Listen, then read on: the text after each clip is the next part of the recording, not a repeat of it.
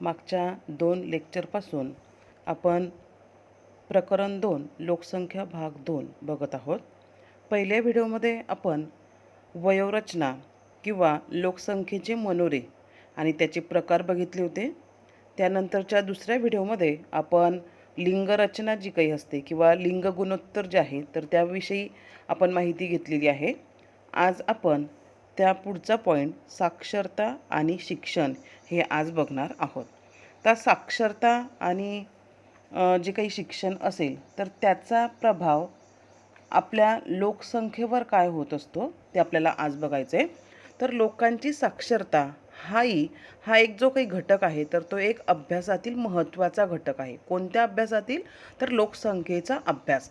की जी काही लोकसंख्येचा अभ्यास केला जात असतो त्याच्यावरून जे काही निष्कर्ष केले जात असतात तर त्यामध्ये त्या लोकसंख्येचं किंवा त्या लोकांची साक्षरता आणि त्या लोकांचं शिक्षण हे जे काही घटक आहेत तर ते महत्त्वाचे आपल्याला दिसून येतात.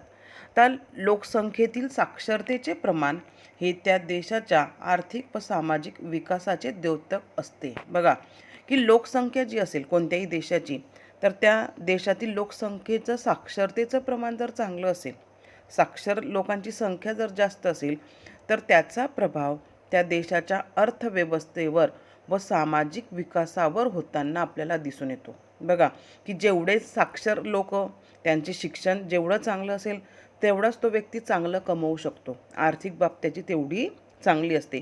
त्यासोबतच जेवढं शिक्षण चांगलं तेवढंच त्या व्यक्तीचा सामाजिक विचारसरणी जी काही असते तर तीसुद्धा आपल्याला चांगली दिसून येते आणि त्या घटकांचा प्रभाव जो आहे तर त्या देशाच्या आर्थिक व सामाजिक जो काही दर्जा असतो तर त्याच्यावर होताना आपल्याला दिसून येत असतो.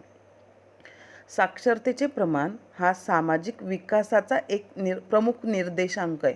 की बघा जी काही देशाची लोकसंख्या असेल तर ती साक्षर जर असेल तर त्या ठिकाणी साक्षरतेच्या प्रमाणामुळे साक्षर लोकांची संख्या जर जास्त असेल तर तो समाज काय असतो एक वैचारिकदृष्ट्या चांगल्या पातळीवर असतो. सामाजिक विकास जो काही असतो म्हणजे अंधश्रद्धासारख्याच्या काही गोष्टी असतील, परंपरावादीच्या काही गोष्टी असतील तर अशा भागांमध्ये की ज्या ठिकाणी साक्षरतेचं प्रमाण जास्त आहे अशा ठिकाणी आपल्याला कमी दिसून येतात. ठीक आहे, पुढे तेच दिलं आहे की या साक्षरतेचा परिणाम कुठे कुठे होतो तर साक्षरतेचा थेट परिणाम लोकांचे राहणीमान, स्त्रियांचा सामाजिक दर्जा व उपलब्ध शैक्षणिक सुविधा व शासनांच्या धोरणांशी असतो. बघा की जे काही साक्षरतेचं प्रमाण असेल कोणत्याही देशाचं तर त्याचा परिणाम कुठे होताना दिसतो आपल्याला तर लोकांचे राहणीमान म्हणजेच राहणीमानाचा दर्जा जो असतो तर उंचावलेला दिसतो. त्यानंतर स्त्रियांचे समाजातील स्थान किंवा दर्जा जे आपल्याकडे बघा की स्त्री आणि पुरुष हा जो काही भेदभाव काही प्रमाणात होताना दिसतो, काही अंशी किंवा काही समजा प्रदेश असेल की ज्या ठिकाणी साक्षरतेचं प्रमाण कमी असेल अशा ठिकाणी आपल्याला भेदभाव होताना दिसून येतो. मग या ठिकाणी बघा की स्त्रियांना सामाजिक जो काही दर्जा असेल तर तो आपल्याला कुठे देता येईल की ज्या प्रदेशात साक्षरतेचं प्रमाण जास्त आहे अशा प्रदेशात त्या ठिकाणी स्त्रियांना सामाजिक दर्जा जो काही आहे तर तो चांगला दिलेला दिसून येतो. म्हणजे त्याचा परिणाम स्त्रियांच्या सामाजिक दर्जावर सुद्धा होताना दिसतो. नंतर उपलब्ध शैक्षणिक सुविधा, ही शैक्षणिक सुविधा ज्या काही असतील, शिक्षणाचे धोरणं जे असतील तर यांचा संबंधसुद्धा साक्षरतेशी आपल्याला काही प्रमाणात लावता येतो. आता बघा प्रत्येक जो काही देश असतो तर त्या प्रत्येक देशाची साक्षरतेची व्याख्या बदलते. बरोबर. मग भारतामध्ये या ठिकाणी दिलं आहे की भारताच्या संदर्भात आपल्याला सांगता येईल की भारतामध्ये साक्षर कुणाला म्हणायचं किंवा काय त्याबद्दल अटी दिल्या आहे. बघा की भारतामध्ये 7 वर्षावरील व्यक्ती साक्षरतेच्या जनगणनेसाठी विचारात घेतली जाते. म्हणजे 7च्या अगोदर जर त्या व्यक्तीला वाचता लिहिता नाही आलं तर त्याचा काही त्या ठिकाणी उल्लेख केला जात नाही. कारण का तर आपल्याकडे बघा इयत्ता पहिलीत ॲडमिशन केव्हा मिळते 7 वर्षाचं कंप्लीट झाल्यानंतर. बरोबर. म्हणून म्हटलं आहे की भारतामध्ये 7 वर्षावरील व्यक्ती साक्षरतेच्या जनगणनेसाठी विचारात घेतली जाते. मग आता कुणाला साक्षर म्हणायचं? आता त्यात दिलं आहे की ज्या व्यक्तीस लिहिता वाचता आणि गणिती क्रिया समजून करता येते त्याला साक्षर मानलं जातं. आता या ठिकाणी असं मला वाटतं की ज्या व्यक्तीस लिहिता मग कोणतीही एक भाषा हा शब्दही त्या ठिकाणी आवश्यक आहे, कारण भारतासारख्या देशामध्ये आपल्याला विविधता दिसून येते. भारतात अनेक त्या ठिकाणी ज्या काही भाषा आहेत तर त्या लिहिल्या जातात, बोलल्या जातात, बरोबर. मग अशा वेळेस त्या ठिकाणी एक अजून पाहिजे होतं की कोणतीही एक भाषा ज्या व्यक्तीस लिहिता किंवा वाचता येते आणि गणिती क्रिया समजून करता येते, म्हणजे आकडेमोड जे काही आहे, बेरीज असेल, वजाबाकी असेल, गुणाकार असेल, त्याला जे काही जमतं, गणिती छोट्या मोठ्या ज्या काही क्रिया असतात तर त्याला समजत असतील आणि त्याला त्या करता येत असतील, त्यासोबतच त्याला कोणतीही एक भाषा त्या व्यक्तीस लिहिता आणि वाचता जर आली तर त्या व्यक्तीला आपण साक्षर असं म्हणू शकतो भारताच्या बाबतीत. आता बघा, एक भाषा मी या म्हणण्यामागचं कारण बघा की भारतामध्ये अनेक भाषा आहेत आणि अनेक भाषा असल्यामुळे मी हा त्या ठिकाणी शब्द वापरला की कोणतीही एक भाषा. किमान एकपेक्षा जास्त जरी असेल तर काहींना 2-3 भाषा पण बोलता येऊ शकतात. काहींना विदेशी भाषा ज्या काही असतात, जर्मनी वगैरे अशा भाषा पण लोक शिकतात आता भारतात. मग फक्त ती चालेल का? नाही, तर फक्त काय की कोणतीही एक भाषा, भारतातली कोणतीही एक भाषा, जसं हिंदी असेल, मराठी असेल, इंग्लिश असेल, तमिळ असेल, तेलुगू असेल, ज्या काही आहेत तर त्याला कोणतीही एक भाषा लिहिता वाचता आणि त्यासोबतच काही गणिती क्रिया जर करत येत असतील तर त्या व्यक्तीला आपण साक्षर असं म्हणू शकतो. भारतामध्ये की जगामध्ये की 8 सप्टेंबर हा जो काही दिवस आहे तर त्याला जागतिक साक्षरता दिवस म्हणून साजरा केला जातो 8 सप्टेंबरला. ठीक आहे. त्यानंतर आपल्याला असं सांगता येईल की जे विकसित देश असतात तर त्या देशांमध्ये आपल्याला साक्षरतेचं प्रमाण हे मोठ्या प्रमाणात दिसतं आणि भारतासारखे जे काही विकसनशील देश आहे की त्या देशांमध्ये आपल्याला साक्षरतेचं प्रमाण आता वाढताना दिसते, हळूहळू वाढताना दिसत आहे. आणि विशेषतः बघा की स्त्रियांचं साक्षरतेचं जे काही प्रमाण होतं तर ते पूर्वी फार कमी होतं, परंतु आता आपल्याला सरकारी धोरणांमुळे बघा, तुम्ही जर बघत असाल तर 12वीपर्यंत मुलींना पाससुद्धा फ्री असते अपडाऊन करण्यासाठी. नंतर ॲडमिशन पण फ्री, म्हणजे त्या ठिकाणी स्त्रियांना सवलत दिली जाते, म्हणजे मुलींना सवलत दिली जाते. याचं कारण काय की भारतामध्ये स्त्री साक्षरतेचं प्रमाण पूर्वी कमी होतं, आता त्या स्त्री साक्षरतेचं प्रमाणसुद्धा आपल्याला वाढताना दिसून येत आहे. म्हणजे भारतासारख्या विकसनशील देशांमध्ये आजसुद्धा 100% साक्षरता नाही, परंतु साक्षरतेचा जो काही दर आहे तर तो आपल्याला वाढताना दिसून येत आहे. ठीक आहे.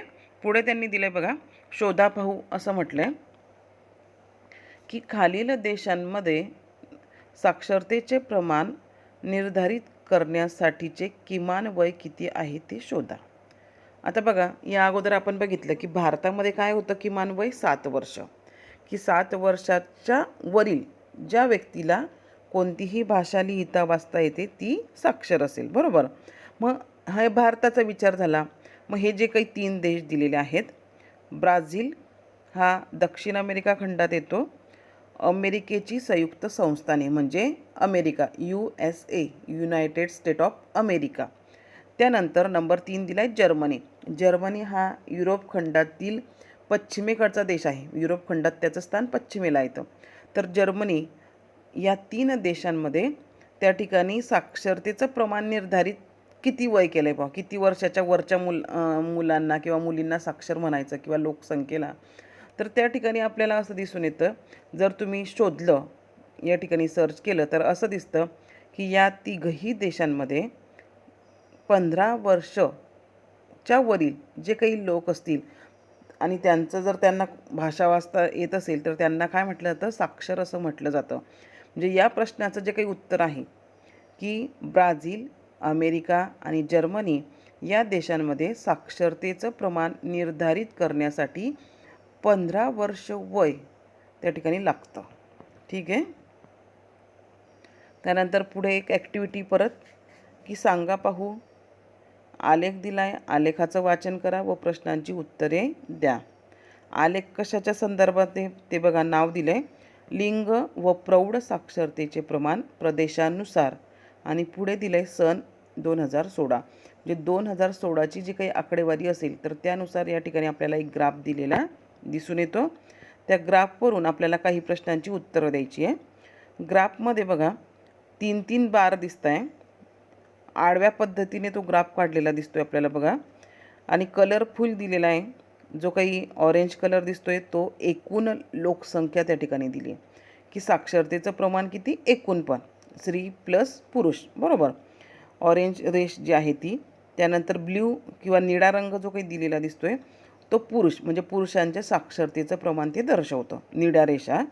त्यानंतर एक पिंक किंवा राणी कलर तो दिसतोय, तर त्या ठिकाणी स्त्रिया असं म्हटलं आहे की स्त्रियांची संख्या जी काही असेल तर ती राणी कलरचा किंवा पिंक कलर जो काही दिसतोय आपल्याला, तर ते जे काही बार आहेत तर ते स्त्रियांच्या बाबतीत त्या ठिकाणी आपल्याला दाखवत आहेत. ठीक आहे, आपण प्रश्न बघू. आता पहिला प्रश्न दिला आहे की कोणत्या प्रदेशाचा साक्षरता दर सर्वात जास्त आहे. साक्षरतेचा दर सर्वात जास्त कुणाचा? तर या ठिकाणी आकडेवारी जर बघितली आपण बघा, तर आपल्याला असं दिसतं युरोप व उत्तर अमेरिका आणि पूर्व व आग्नेय आशिया जे काही आहेत बघा, 99 दिसतं आहे युरोप व उत्तर अमेरिकेचं. नंतर पूर्व व आग्नेय आशियामध्ये आपल्याला काय दिसतं आहे, 96, 97 असं दिसतं आहे. म्हणजे या दोन भागांमध्ये युरोप व उत्तर अमेरिका आणि पूर्व व आग्नेय आशिया या प्रदेशांमध्ये आपल्याला साक्षरतेचा दर सर्वात जास्त दिसून येतो. त्यानंतर नंबर 2चा प्रश्न दिला आहे की कोणत्या प्रदेशात साक्षरतेचा दर सर्वात कमी आहे. या ठिकाणी आकडेवारी जर बघितली तर आपल्याला काय दिसतंय की उत्तर आफ्रिका व आशिया या ठिकाणी बघा की 81, 85 नंतर 74 ही आकडेवारी या ठिकाणी दिसते. त्यानंतर त्याखाली पण बघा सहारा वाळवंटाच्या दक्षिणेकडील आफ्रिकी देश या ठिकाणी पण आकडेवारी कमी दिसते, 65, 72 आणि 57. म्हणजे उत्तर काय सांगता येईल की आपल्याला असं सांगता येईल की उत्तर आफ्रिका व पश्चिम आशिया तसंच दक्षिण आशिया व सहारा वाळवंटाच्या दक्षिणेकडचे जे काही देश आहे आफ्रिका खंडातले, तर त्या भागांमध्ये आपल्याला साक्षरतेचं प्रमाण जे आहे तर ते कमी दिसून येतं. तिसरा प्रश्न दिला आहे, स्त्री साक्षरतेचे प्रमाण कोणत्या प्रदेशात पुरुषांपेक्षा जास्त आहे. तर स्त्री साक्षरतेचे प्रमाण पुरुषांपेक्षा जास्त म्हणजे काय विचार करायचा आहे, हा जो काही निळा कलर जो काही आहे तो काय दिला आहे, पुरुषांची संख्या, आणि त्या पुरुषांच्या संख्येपेक्षा स्त्रियांची संख्या जी आहे तर ती कुठे जास्त साक्षर आहेत. तर आपल्याला जर आपण विचार केला तर मध्य आशिया, त्यानंतर बघा युरोप व उत्तर अमेरिका या ठिकाणी आपल्याला सारखं दिसतंय. त्यानंतर हे जे काही प्रदेश आहे युरोप व उत्तर अमेरिका, तर या ठिकाणी आपल्याला स्त्री साक्षरतेचं प्रमाण पुरुषांच्या बरोबरीने त्या ठिकाणी दिसते.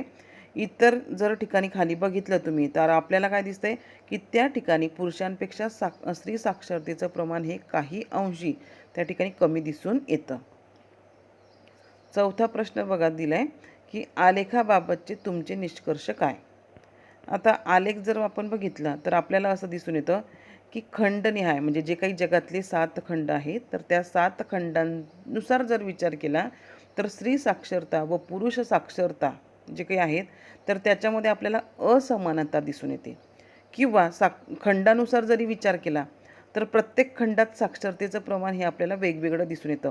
विकसित जे काही देश आहेत तर त्या विकसित देशांमध्ये साक्षरतेचं प्रमाण एकूण किंवा स्त्री साक्षरतेचं प्रमाण हे जास्त दिसून येतं. तर याच्या उलट की विकसनशील देश किंवा अविकसित जे काही देश आहेत आफ्रिका खंडासारखे किंवा आशियातले काही देश असतील तर अशा देशांमध्ये आपल्याला साक्षरतेचं जे काही प्रमाण आहे आणि त्यासोबतच स्त्री साक्षरतेचं जे काही प्रमाण आहे तर ते आपल्याला कमी दिसून येत असतं. आता युरोप असेल, अमेरिका असेल तर अशा देशांमध्ये साक्षरतेचं प्रमाण आपल्याला जास्त दिसून येतं. त्यानंतर आशिया खंड असेल, आफ्रिका खंडातली काही देश असतील, सर्वच नाही तर काही देश मी म्हटलं, आशिया खंडातील सुद्धा काही देश, आफ्रिका खंडातले काही देश, तर अशा देशांमध्ये आपल्याला त्या ठिकाणी साक्षरतेचं प्रमाण हे कमी दिसून येतं. ठीक आहे, तेच स्पष्टीकरण पुढे दिलेलं आपल्याला दिसून येतं. सेम त्याच ग्राफवर खाली थोडंसं स्पष्टीकरण दिलं आहे की जे काही खंड आहेत तर त्या खंडानुसार आपल्याला साक्षरतेचं जे काही प्रमाण असेल तर त्याच्यामध्ये फरक आढळून येतो की जगामधले सर्वच खंड जे आहेत तर त्या ठिकाणी सर्वच खंडांमध्ये सारख्या प्रमाणात त्या ठिकाणी साक्षरतेचा दर नाही. तर काही सरासरी जर विचार केला तर असं दिसून येतं की युरोप खंड असेल, उत्तर अमेरिका आहे, पूर्व व आग्नेय आशिया आहे, तर या ठिकाणी साक्षरतेचा जो काही दर आहे तर तो आपल्याला म्हणजे जास्त दिसून येतो. तर त्या ठिकाणी पुढे सांगता येईल की उत्तर आफ्रिका, त्यानंतर पश्चिम आशिया, दक्षिण आशिया व सहाराच्या दक्षिणेकडचा जो काही भाग आहे तर अशा देशांमध्ये साक्षरतेचं प्रमाण आपल्याला कमी दिसून येतं. बघा की हा वरचा जो काही टप्पा होता, वरच्या टप्प्यात काय दिसतंय की साक्षरतेचं प्रमाण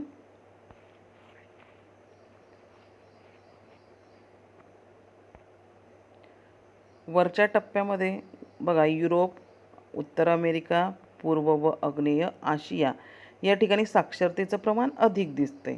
नंतर उत्तर आफ्रिका, पश्चिम आशिया, दक्षिण आशिया आणि सहाराकडचे दक्षिणेकडचे देश, तर या ठिकाणी साक्षरतेचं प्रमाण आपल्याला काय दिसतंय, कमी दिसतंय. म्हणजे दोन गट या ठिकाणी आपल्याला दिसून येतात की वरच्या गटामध्ये साक्षरतेचं प्रमाण जास्त आहे, खालच्या गटामध्ये आपल्याला काय दिसून येतं, साक्षरतेचं प्रमाण हे कमी दिसून येतं. पुढे दिले जिथे 100% साक्षरता आहे, 100% असे मध्य आशिया, युरोप व उत्तर अमेरिका हे वगळता इतरत्र कोणत्याही खंडात स्त्री साक्षरतेचं प्रमाण आपल्याला पुरुषांच्या प्रमाणापेक्षा जास्त नाही दिसून येत नाही. म्हणजे स्त्री साक्षरतेचं प्रमाण आपल्याला कमी दिसून येतं. बरोबर.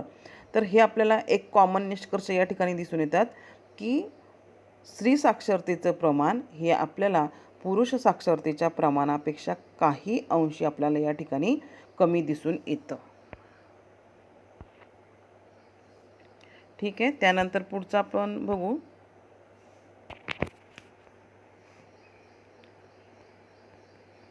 पुढचा पॉईंट आपल्याला बघा, या ठिकाणी आपण जो काही तिसरा पॉईंट बघत होतो की साक्षरता आणि शिक्षण, हा पॉईंट या ठिकाणी संपलेला आहे. त्याचसोबत चौथा पॉईंट आपल्याला या ठिकाणी दिला आहे व्यावसायिक संरचना, व्यावसायिक रचना, की जे काही देश असतील किंवा खंड आहेत तर त्यांच्यामध्ये व्यावसायिक रचना कशी आहे. आता प्रत्येकाला बघा, आपण या अगोदरही पॉईंट बघितला आहे की कार्यशील लोकसंख्या, कार्यशील लोकसंख्या कुणाला म्हणायचं ते या ठिकाणी दिलेलं आहे बघा पॉईंट, की 15 ते 59 वयोगटातील स्त्री आणि पुरुष जे काही असतील सर्व, तर त्यांना आपण काय म्हणतो, कार्यशील लोकसंख्या असं म्हणत असतो. आणि कार्यशील लोकसंख्या जेवढी जास्त तेवढा त्या देशाचा थोडासा आर्थिक विकासाला हातभार लागताना आपल्याला दिसून येतो. मग आपल्याला काय बघायचं आहे की व्यावसायिक रचना बघायची. आता व्यवसायांमध्ये सुद्धा प्रकार येतात की ते पुढे दिलं आहे बघा, की प्राथमिक व्यवसाय, द्वितीय व्यवसाय, तृतीयक व्यवसाय आणि चतुर्थक व्यवसाय. मग प्राथमिक व्यवसाय कोणकोणते येतात, शेती येते, खाणकाम येतं, पशुपालन येतं, नंतर मासेमारी असेल, वनसंकलन असेल, तर असे जे काही व्यवसाय आहे की जे निसर्गाकडून आपण डायरेक्टली घेतो तर त्याला प्राथमिक व्यवसाय असं म्हटलं जातं. त्यानंतर द्वितीय व्यवसाय, की प्राथमिक व्यवसायातून आलेलं जे काही असतं तर त्याच्यावर प्रक्रिया करून उत्पादन बनवणे त्याला द्वितीयक व्यवसाय असं म्हणतात. जसं विविध प्रकारचे उद्योग आहेत, जसं शेतातून तुम्ही कापूस घेतला आणि त्या कापसावर प्रक्रिया करून कापड बनवला, हा एक उद्योग झाला. बरोबर. मग कच्च्या मालावर प्रक्रिया करून पक्का माल निर्माण करणे याला काय म्हटलं जातं, द्वितीयक व्यवसाय. बरोबर. यामध्ये विविध प्रकारचे उद्योग, बांधकाम जे असतात तर त्यांचा समावेश होतो. त्यानंतर तिसरं दिलं आहे बघा, तृतीयक व्यवसाय. आता व्यापार जो काही असतो, व्यापार, वाहतूक जे काही आहे तर ते तृतीयक व्यवसायात येतात, की कोणत्याही वस्तूची निर्मिती केली जात नाही, परंतु काय केलं जातं, त्याचं वितरण केलं जातं, वाटप केलं जातं. आता बघा, तुम्हाला एखादी घरातली वस्तू लागली तर तुम्ही डायरेक्ट कारखान्यात जाल का. समजा तुम्हाला साखर घ्यायची आहे 5 किलो, मग डायरेक्टली तुम्ही शेतकऱ्याकडेही जात नाही ऊस घ्यायला किंवा एखाद्या साखर कारखान्यातही जात नाही डायरेक्ट 5 किलो साखर घ्यायला. कुठे जातात तुम्ही, दुकानावर जातात. मग हा जो काही व्यापार असतो तर तो दुवा आहे. उद्योगधंदे आणि जे काही लोकसंख्या किंवा जे काही ग्राहक आहे तर त्याच्यातला दुवा तो असतो. वितरक ते असतात, वाटप करणारे ते असतात, व्यापार करणारे, तर त्यांचा सर्वांचा समावेश, सर्व व्यापार तर त्यांचा समावेश तृतीयक व्यवसायांमध्ये केला जातो. आणि शेवटचं येतं चतुर्थक, की जे डॉक्टर्स असतात, वकील असतात, तर हे जे काही आहेत की जे आपली सेवा देतात बुद्धीच्या जोरावर किंवा त्यांचे व्यवसायच तसे असतात, तर यांना चतुर्थक श्रेणीमध्ये मोडलं जातं. ठीक आहे, समजलं असेल की आपल्याला काय बघायचं आहे की प्राथमिक, द्वितीय, तृतीयक आणि चतुर्थक यासारख्या विविध व्यवसायांमध्ये जे काही गुंतलेले लोक आहेत तर त्यांची टक्केवारी आपल्याला या ठिकाणी बघायची. की समजा हे 4 प्रकार आपण केले, मग लोकसंख्या जी काही असेल एखाद्या देशाची टोटल, तर त्या टोटल लोकसंख्येपैकी किती टक्के लोक कोणत्या व्यवसायात गुंतलेले आहेत, हे आकडेवारी जेव्हा सादर केली जाते तर त्यालाच काय म्हणतो आपण, व्यावसायिक रचना असं म्हणत असतो. बघा, आणि त्या रचनेवरून आपल्याला काय समजतं, त्या रचनेवरून बघा की देशाच्या आर्थिक विकासाचा स्तर ठरतो. देशाचा आर्थिक विकास, की तो देश आर्थिक बाबतीत प्रगत आहेत का विकसनशील आहे, हे कशावरून ठरत असतं, तर त्या देशातील म्हणजे जो काही व्यवसाय आहेत तर त्या व्यवसायांची टक्केवारी जी काही असते, लोक कोणत्या व्यवसायात किती गुंतलेले आहेत याच्यावरून त्या ठिकाणी त्या देशाचा आर्थिक स्तर जो काही आहे तर तो ठरलेला आपल्याला दिसून येतो. देशाच्या आर्थिक विकासाचा मापदंड तो आहे, म्हणजे मोजण्याचं माप ते आहे की लोक कोणत्या व्यवसायात किती टक्के गुंतलेले आहेत. म्हणजेच विकसित राष्ट्रांमध्ये औद्योगिक व पायाभूत सुविधा प्रामुख्याने उपलब्ध असतात. बघा की कॉमन या ठिकाणी असं सांगता येईल आपल्याला की जे विकसित देश असतात तर त्या विकसित देशांमध्ये द्वितीयक, तृतीयक व चतुर्थक व्यवसाय जे आहेत तर त्या व्यवसायांमध्ये जास्त लोक काम करत असतात किंवा त्यांची टक्केवारी जास्त असते द्वितीयक, तृतीयक व चतुर्थकमध्ये. बरोबर, हे झाले की विकसित देश, की त्या विकसित देशांमधील लोकसंख्या जास्तीत जास्त काय करते, कोणतं काम करते, तर द्वितीयक क्षेत्रातल्या म्हणजे उद्योगधंद्यांमध्ये काम करते किंवा तृतीयक व्यापार जो असेल तर त्यात काम करते किंवा सेवा देणारे जे काही व्यवसाय असतात चतुर्थक व्यवसाय तर त्यांच्यामध्ये काम करताना आपल्याला दिसून येत असते. या उलट की जे आपल्याला की ज्यांची अर्थव्यवस्था कमी असते किंवा विकसनशील थोडेसे असतात, की अशा देशांमध्ये आपल्याला काय दिसून येतं की जास्तीत जास्त लोकसंख्या त्या ठिकाणी प्राथमिक व्यवसायात गुंतलेली आपल्याला दिसून येते. आणि त्या देशांची अर्थव्यवस्था आजही कृषीप्रधान आपल्याला दिसते. आता भारतासारखा देश तुम्ही बघा की भारत हा विकसनशील देश आहे आणि भारतातील जास्तीत जास्त लोकसंख्या बघा तुम्हाला कृषीप्रधान म्हणजे शेती किंवा शेतीच्या संदर्भातले जे काही व्यवसाय असतात तर त्यात मोठ्या प्रमाणात गुंतलेली आपल्याला दिसून येत असतात. ते सांगण्याचं बघा की आपण जो काही पॉईंट बघत आहोत व्यावसायिक रचना, तर त्यामध्ये त्यांनी फक्त 1-2-3 पॉईंट लक्षात ठेवायचे की कार्यशील लोकसंख्या कोणत्याही देशाची, त्यांचं वय दिलं आहे 15 ते 59 या वयोगटातील स्त्री पुरुष दोघं. बरोबर, मग त्यामध्ये 4 प्रकार त्यांनी केले, प्राथमिक, द्वितीय, तृतीयक, चतुर्थक हे 4 व्यवसाय केले आणि यात किती लोक गुंतलेले आहेत याची टक्केवारी म्हणजेच त्या ठिकाणी व्यावसायिक रचना आपल्याला सांगता येते. त्यानंतर शेवटचा पॉईंट दिला आहे की विकसित देशांमध्ये काय दिसतं की द्वितीयक, तृतीयक आणि चतुर्थक व्यवसायात गुंतलेल्या लोकांची संख्या आपल्याला जास्त दिसून येते आणि जे विकसनशील किंवा अविकसित जे देश असतात तर या देशांमध्ये प्राथमिक व्यवसायांमध्ये गुंतलेल्या किंवा काम करणाऱ्या लोकांची टक्केवारी जी आहे तर ती आपल्याला जास्त दिसून येत असते. ठीक आहे, त्यानंतर आपण आज आता या त्याच्यानुसारच एक ॲक्टिव्हिटी दिली बघा, जरा प्रयत्न करा आणि पुढे दिलं आहे तक्ता 2.3 मधील माहितीचे काळजीपूर्वक वाचन करा व प्रश्नांची उत्तरे लिहा. आता आपण अगोदर काय दिलं ते बघू. हा तक्ता दिला आहे 2.3चा. त्या तक्त्याला त्यांनी नाव दिलं आहे भारताची व्यावसायिक संरचना सन 1901 ते 2011. म्हणजे व्यावसायिक रचना आपण जे आता वर बघितलं स्पष्टीकरण त्यानुसारच या ठिकाणी बघा प्राथमिक सेवा क्षेत्र, नंतर द्वितीयक सेवा क्षेत्र म्हणजे काम करणे व्यवसाय, प्राथमिक व्यवसाय, द्वितीय व्यवसाय आणि तृतीय सेवा क्षेत्र हे दिलेले आहेत. त्यानंतर त्याचे उपप्रकार पण या ठिकाणी दिले की प्राथमिक व्यवसायामध्ये कोण कोण येतं, तर शेती, शेतमजूर, पशुधन, वनसंकलन, मासेमारी, खाणकाम या सर्वांचा समावेश कशात होतो, तर प्राथमिक व्यवसायात होतो. आणि हा जो काही ब्ल्यू कलरचे पट्टे दिले तर याचं टोटल दिलं आहे की प्राथमिक व्यवसायाचे टोटल, बरोबर. तर प्राथमिक व्यवसाय, त्यानंतर सेम तसंच दिले द्वितीय व्यवसाय, तर द्वितीय व्यवसायानंतर तृतीय, तिघ व्यवसाय दिले, त्यांचे उपघटक या ठिकाणी दिलेले आहेत.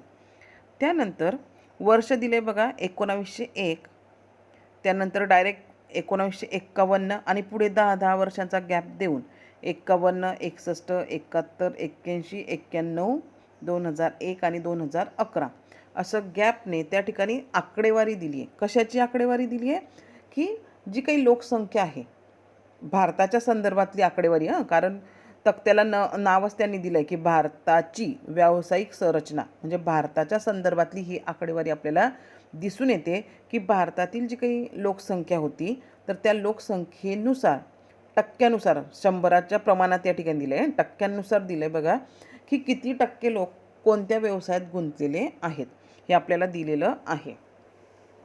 ठीक आहे, आपण प्रश्न बघू आता. नंबर 1चा प्रश्न या ठिकाणी दिला आहे की तक्ता काय दर्शवतो.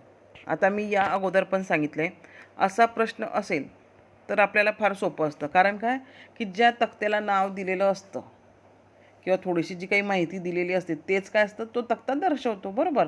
मग आपल्याला इथे काय सांगता येईल की या तक्ता काय दर्शवतो आहे, भारताची व्यावसायिक संरचना हा तक्ता दर्शवत आहे.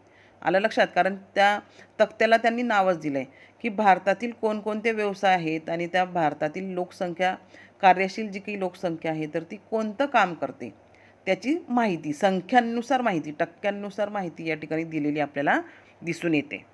त्यानंतर प्रश्न नंबर 2 की सर्वात जास्त कार्यशील लोकसंख्या कोणत्या व्यवसायात गुंतलेली आहे आणि कोणत्या वर्षी.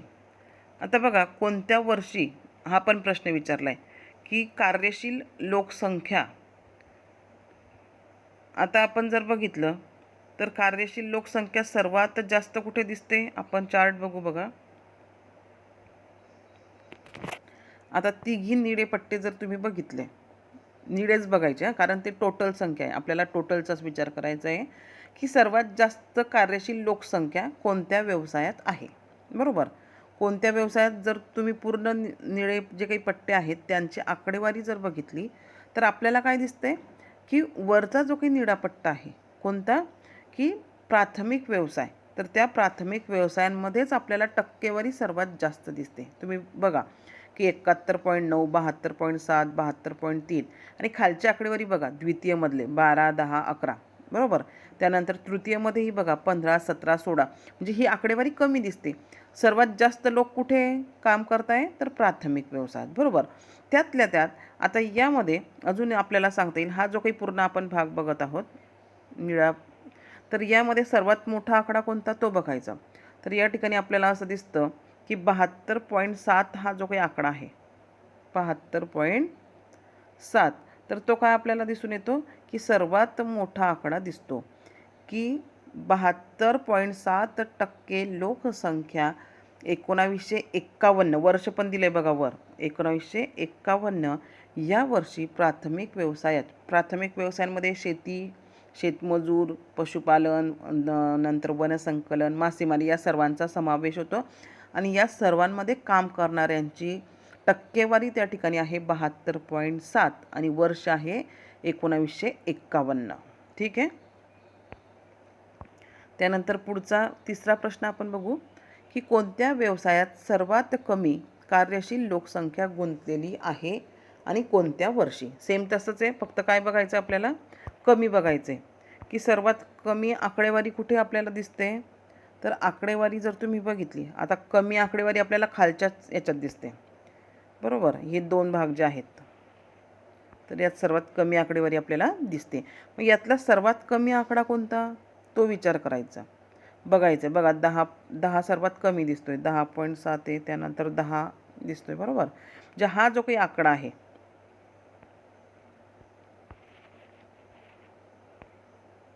10, बरोबर, तर तो काय दिसतोय आपल्याला सर्वात कमी दिसतोय, की 10% लोकसंख्या कशात गुंतलेली आहे, द्वितीय व्यवसायांमध्ये आपल्याला त्या ठिकाणी गुंतलेली दिसून येते. हा सर्वात कमी कमी विचारला होता म्हणून त्या आकडा आपण शोधला आणि त्याचं उत्तर लिहिता येईल मग, की वर्ष पण विचारलंय पुढे, की वर्ष 1951 साली भारतामधील फक्त 10% कार्यक्षम जी काही लोकसंख्या होती तर ती द्वितीय व्यवसायांमध्ये गुंतलेली आपल्याला दिसून येते. ठीक आहे. त्यानंतर पुढचा प्रश्न आपण बघू. प्रश्न क्रमांक आपल्याला बघायचा आहे 4, की कार्यशील लोकसंख्या कोणत्या व्यवसायात वाढताना दिसत आहे. तर बघा आपल्याला चार्ट परत बघावं लागेल.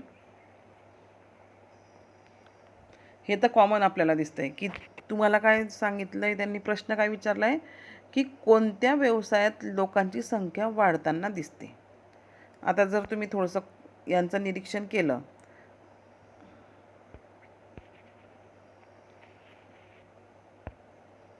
तर आपण जर थोडंसं चार्टचं निरीक्षण केलं तर काय दिसतंय बघा, की या ठिकाणी तुम्ही विचार करा, या ठिकाणी तुम्ही विचार करा आणि याचाही करा. आपल्याला बघा सुरुवातीला प्राथमिक व्यवसायात लोक जास्त होते, हळूहळू बघा शेवटपर्यंत जर तुम्ही बघितलं तर टक्के कमी होताना दिसत आहे, की 71%, 72%, 72 करत करत तो 48वर आला. म्हणजे लोकसंख्या काय आहे, की प्राथमिक व्यवसायामध्ये काम करणाऱ्या लोकांची संख्या घटताना दिसते, कमी होताना त्या ठिकाणी दिसते, बरोबर. परंतु आपल्याला प्रश्न काय विचारला आहे, की लोकसंख्या कोणत्या व्यवसायात वाढताना दिसते. तर आपल्याला सांगता येईल, की हे खालचे जे काही 2 कॉलम आहेत बघा, की द्वितीय व्यवसाय आणि तृतीय व्यवसाय यांचा आकडा जर बघितला, सुरुवातीला तो 12, 10, 11 करत करत तो कुठे गेला शेवटपर्यंत 23पर्यंत आपल्याला या ठिकाणी गेलेला दिसून येतो. म्हणजे द्वितीय आणि त्यासोबतच तृतीयचंही तसंच दिसतंय, की कमी होता हळूहळू तो वाढत गेला आणि 27.52 झालेला दिसून येतो. म्हणजेच त्या ठिकाणी द्वितीय व तृतीय व्यवसायांमध्ये लोकांचं जी काही संख्या आहे तर ती आपल्याला वाढताना दिसून येते. ठीक आहे. पुढचा प्रश्न आपण बघू.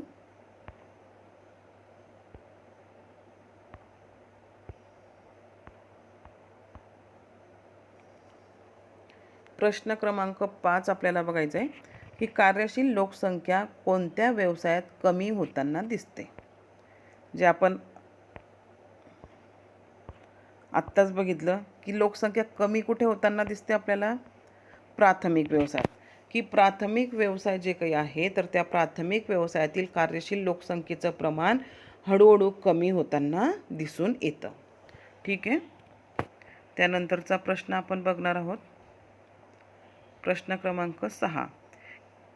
ठीक आहे. या ठिकाणी 1901 म्हणजे पहिला कॉलम आणि शेवटचा 2011 या सालातील I म्हणजे प्राथमिक, द्वितीय व तृतीय, बरोबर, ओळीतील सांख्यिकीय माहितीच्या आधारे सुयोग्य आलेख तयार करा. एक ग्राफ पेपर घ्यायचा आहे. त्या ग्राफ पेपरवर अगोदर तुम्हाला प्रमाण किंवा स्केल जे काही आहे तर ते ठरवावं लागेल. तुम्ही तुमच्या सोयीने घेऊ शकतात. त्यानंतर जी काही आकडेवारी दिलेली आहे तर त्या आकडेवारीनुसार तुम्हाला त्या ठिकाणी ग्राफ पेपरवर ग्राफ काढायचा आहे असं सांगितलेलं दिसून येतं.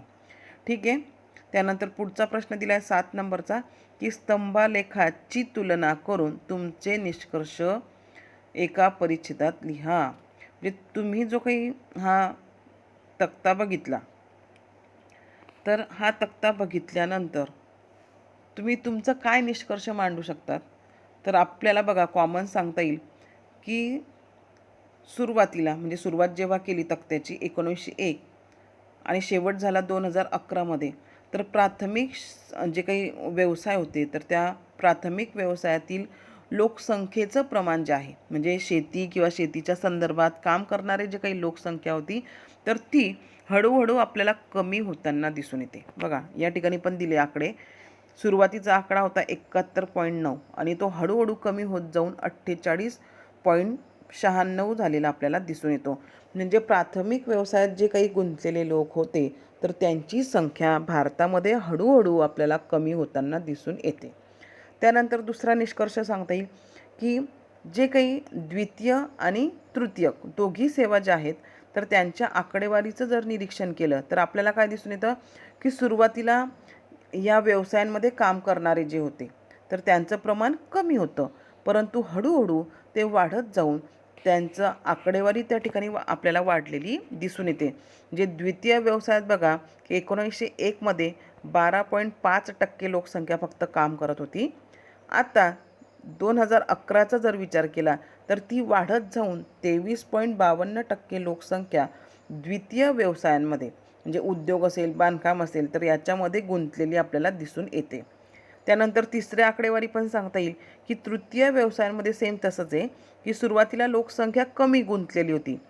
पहिला आकडा दिसतोय 15.6 आणि हळूहळू तो वाढत जाऊन 27.52 झालेला आपल्याला दिसून येतो. म्हणजे सांगण्याचं काय आहे इथे की प्राथमिक व्यवसायातील लोकसंख्येचं प्रमाण कमी होत आहे, त्यासोबतच द्वितीय व तृतीयक सेवांमध्ये लोकांचा कल वाढत आहे किंवा लोकसंख्या जी काही आहे कार्यशील लोकसंख्या तर ती आपल्याला वाढताना दिसून येते. बघा, आणि प्रगतीचा जो आर्थिक प्रगती जी काही असते देशाची तर त्या आर्थिक प्रगतीची तुलना जी आहे तर ती याचवरून केली जाते की प्राथमिक व्यवसायात जर कमी लोक गुंतलेले असतील तर अशा देशांचा विकास जास्त झालेला आहे असं मानलं जातं.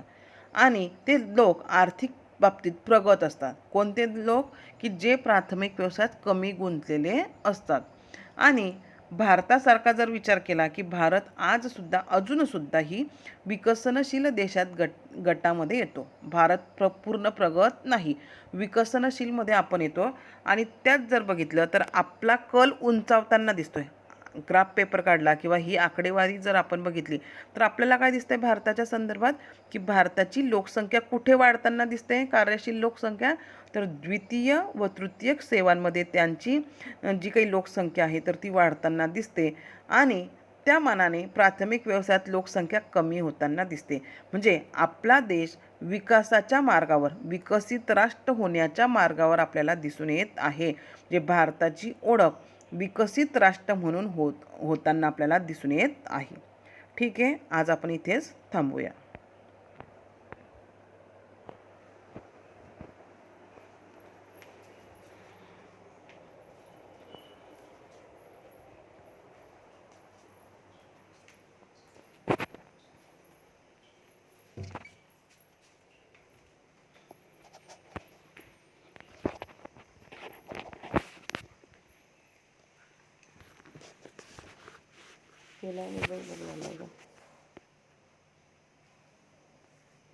झालं ना.